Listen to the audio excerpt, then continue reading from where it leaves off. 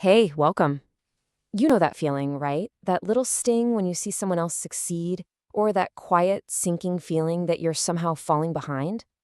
That's the comparison trap, and it is absolutely exhausting. But what if there's a way out? A real path to freedom?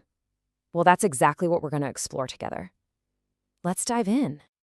Just take a second and be honest with yourself on this one.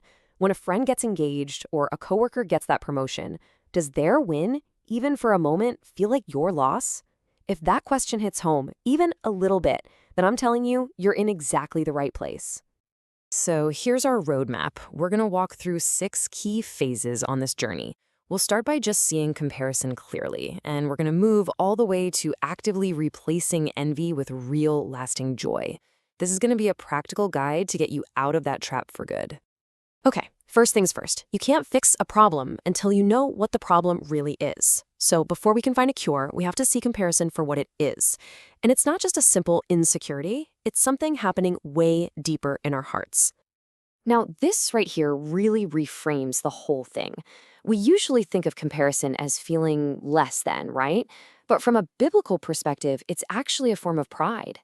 It's when we look sideways at other people to figure out our worth, instead of looking up to God, who defines our worth. It's a huge miscalculation of where our significance truly comes from. And this story just nails it. You've got Peter, and he gets totally distracted. He looks at another disciple, John, and asks Jesus, hey, what about him? And Jesus' response is so sharp, so direct. He says, what is that to you? You follow me. He's calling Peter back to his own lane, his unique assignment. And that call is the exact same for you and me today. Okay, so once we see comparison for what it is, what's next? Well, the next step isn't to just try harder to stop. It's actually to grieve what it costs us, to feel a genuine godly sorrow over the envy and the discontent that it stirs up in our hearts. This contrast is just so powerful. The Pharisee's prayer? It's pure comparison. His entire sense of being good is based on looking down on somebody else. But the tax collector? He doesn't look sideways at all. He just looks down, beats his chest, and looks up to God, crying out for mercy. One prayer is totally rooted in prideful comparison, the other is rooted in humble reality. Real change starts from that tax collector's heart. This verse just flips the whole comparison game on its head. Instead of constantly trying to measure up, we're called to do the exact opposite, to genuinely see others as more significant than ourselves. And this isn't about hating yourself, no. It's about a kind of humility that sets you free to actually celebrate other people. All right, this next part is huge. We have to go after the lies. See, comparison doesn't just happen in a vacuum. It's fueled by a steady diet of specific falsehoods that we have to name, confront, and totally reject. Do any of these sound familiar? These are the whispers of comparison. They plant these little seeds of doubt about your worth, about God's fairness, about his love for you. They create this false story that your happiness is always just one step away in someone else's life. Recognizing these lies is the first step to tearing them down. This single question is like the ultimate truth bomb against comparison. It demolishes both pride and envy in one shot. Think about it. If everything you have, your talents, your looks, your very breath, is a gift, then what do you have to be proud about? And how can you be envious of the gifts someone else received? It all comes from the same generous giver. And here's the beautiful truth that crushes that life is unfair lie. Your place, your gifts, your unique role in this world, none of it is an accident. You have been perfectly and purposefully placed by a God who does not make mistakes. You are the divine oversight. You are a divine design. So now we've hit the pivot point. Seeing the problem, grieving it, rejecting the lies, it all leads to this crucial action, repentance. And repentance isn't just feeling bad. It's a conscious, active decision to turn around, to walk away from the path of comparison, and turn back toward God. These words from John the Baptist, wow, they're like the anthem for a heart that's being set free. See, his own followers were getting worried because Jesus was becoming more popular. But John's response was joy.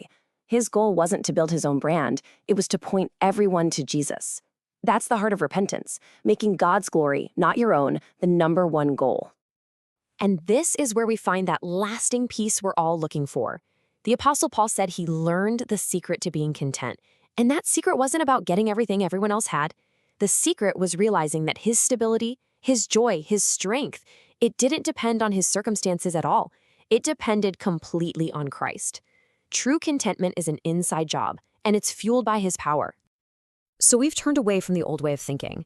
Now comes the really exciting part, rebuilding.